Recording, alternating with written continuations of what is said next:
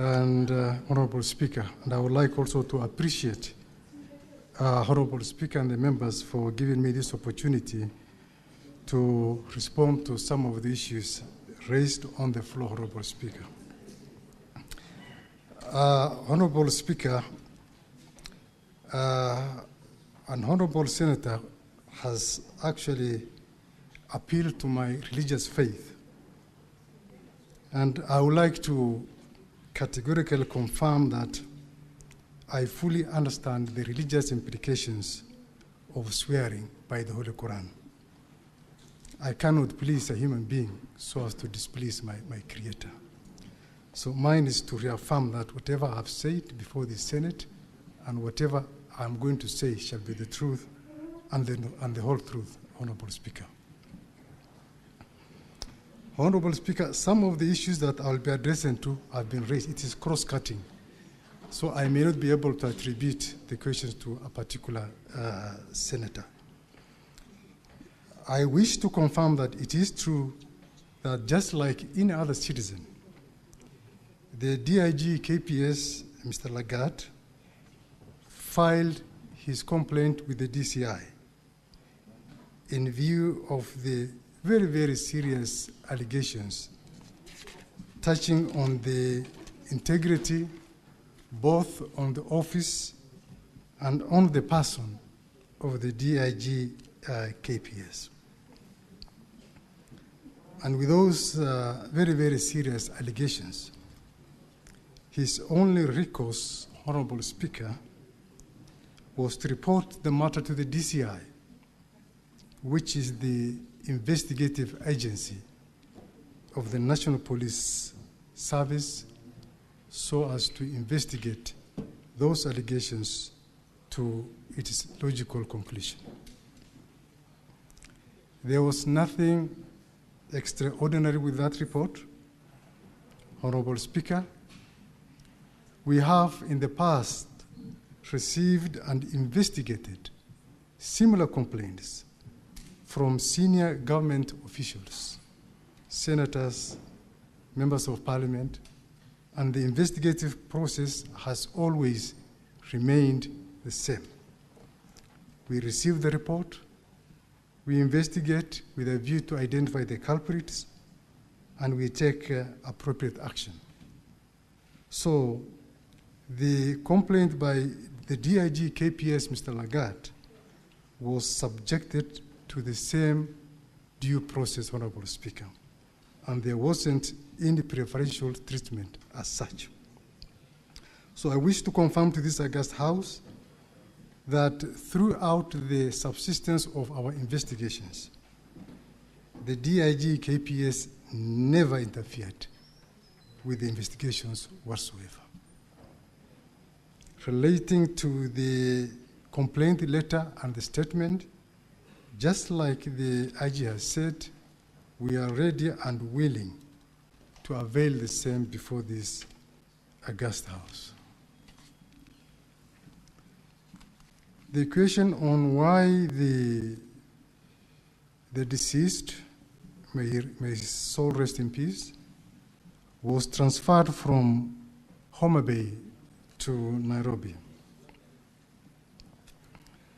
Honorable Speaker, the CPC Section 71, Cap 75, is very, very clear on the places of trial and jurisdictions. Ordinary places of trial for an offense is determined where the crime was committed.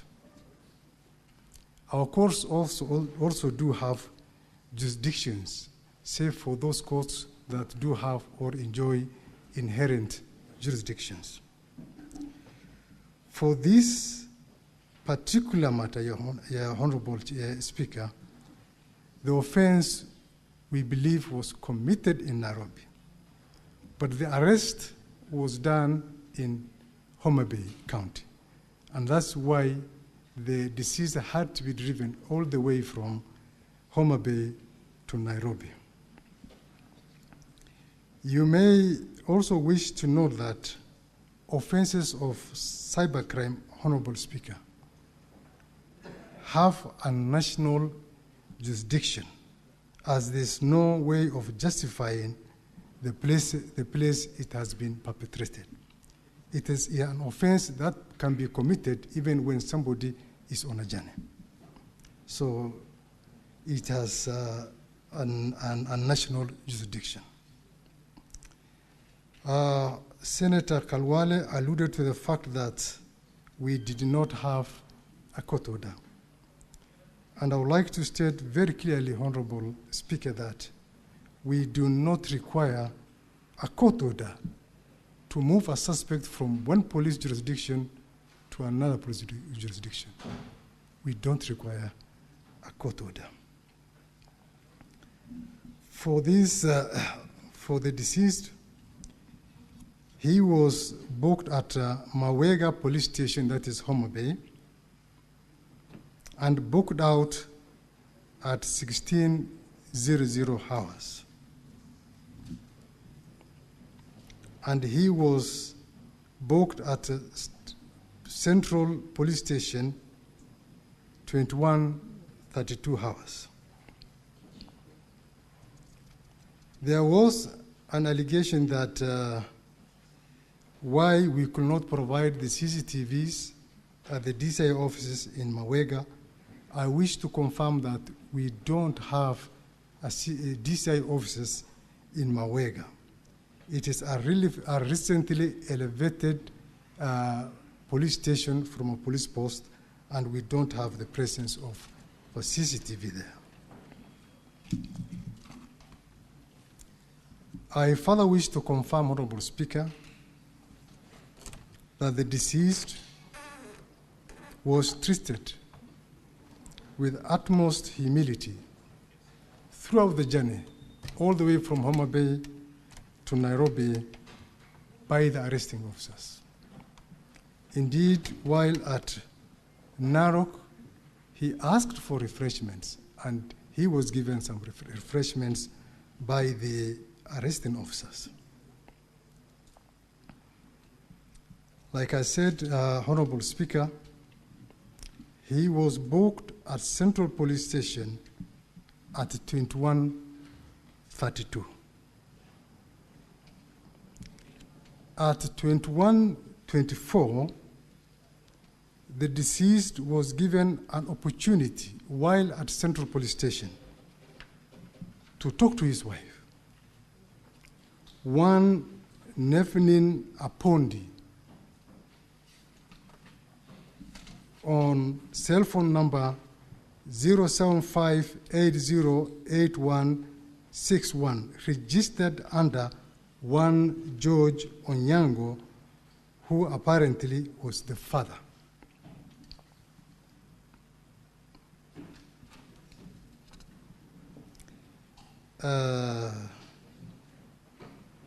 The vehicle that was used to ferry the deceased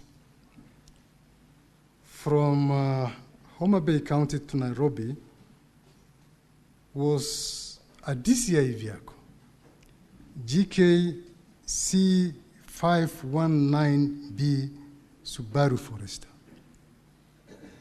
And I can confirm, Honorable Speaker, without any fear of contradiction, that from Homa Bay, the suspect was driven straight to Central Police Station and nowhere else. And for this, we can technically confirm even the movement of the Subaru vehicle by using the GPS system. Some members were alluding to the fact that maybe the suspect was taken to DCI headquarters, and nothing can be far from the truth. From Homa Bay, he was taken straight to Central Police Station, where he was booked in the cells. And the actual booking, the digital booking, was done by the report office personnel. That via OB 136-76-2025 at 21:32 and it says that the suspect was placed in cells while appearing normal. And that was captured digitally. So there's no room for human manipulation. It has further been confirmed that before the booking, the report office personnel called the OCS. And it's unfortunate, it is being said that Talam, Honorable Chair, Honorable Speaker, is the OCS and not the OSPD. That he declined to book the suspect.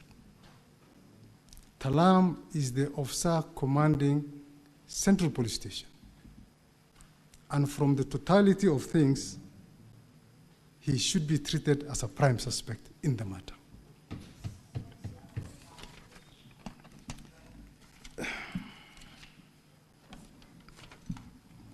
So, a question was raised about the whereabouts of the DCI arresting officers. Honorable Chair, I would like to first state that the fact in issue here is what caused and who caused the death of the late Albert Ojwang.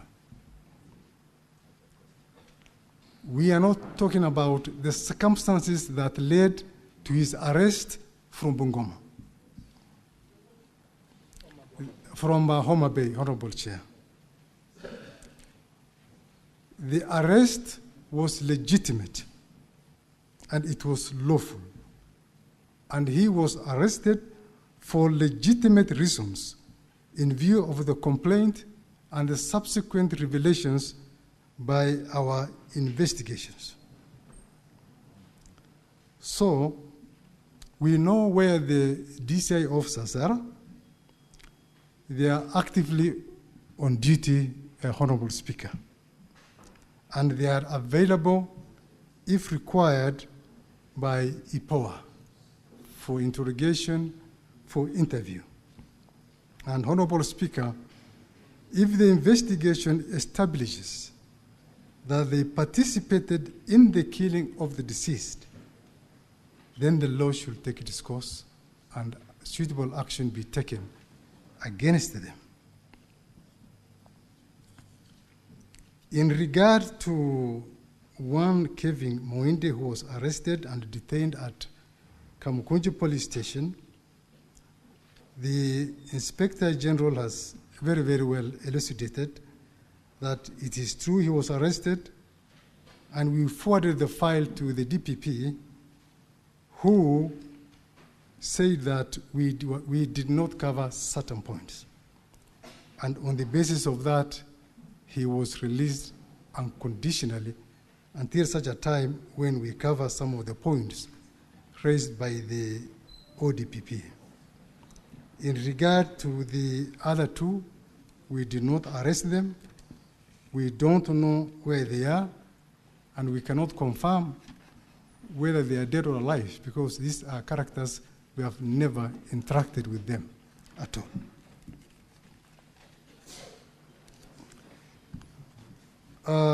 Honorable Speaker, it is true that the ECC confirmed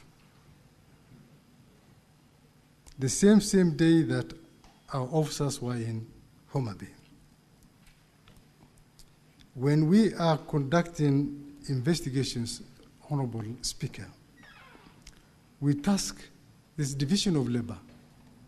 We give the teams specific tasks. We have the action teams. We have the teams that do the interviews, the interrogations, the writing of the correspondences, the compilation of the file. So it is not the same team that collected the correspondence from EACC, the same team that arrested the suspect from HOMA Bay. And then finally, there was the aspect of the who deleted the social media account.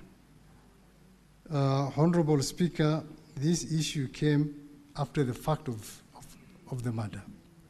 And we got this in the social media. And I believe in their investigations, because we are not the ones having the conduct of the investigations. This should be an area that should interest the EPOA team to find out, besides other issues, who actually deleted the social media account and why and when. I think those are issues that can be sufficiently addressed by the EPOA investigations. Otherwise, Honorable Speaker, I want to rest my submission there unless there's any other question. Thank you very much.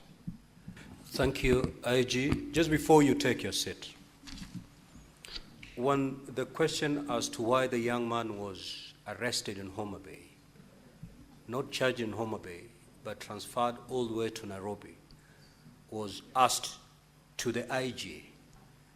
His response was that the crime was committed in Nairobi. That was the response of the IG. Some questions was directed to you, DCI, and this was your response, that the crime under the Cyber Crime Act is a crime of a national jurisdiction, meaning it can be tried anywhere. If indeed that is the case, having arrested this young man in Homa Bay with a crime of national jurisdiction, why was he brought to Nairobi?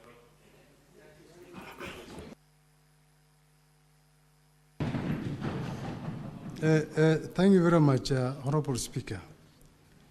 When we are making the decision to determine where to take a suspect, there are several variables that we consider. One is the logistics and the investigation convenience. If we say that we take him to a court in Homa Bay, and majority of the witnesses are in Nairobi, the forensic lab evidence is in Nairobi, the complainant is in Nairobi.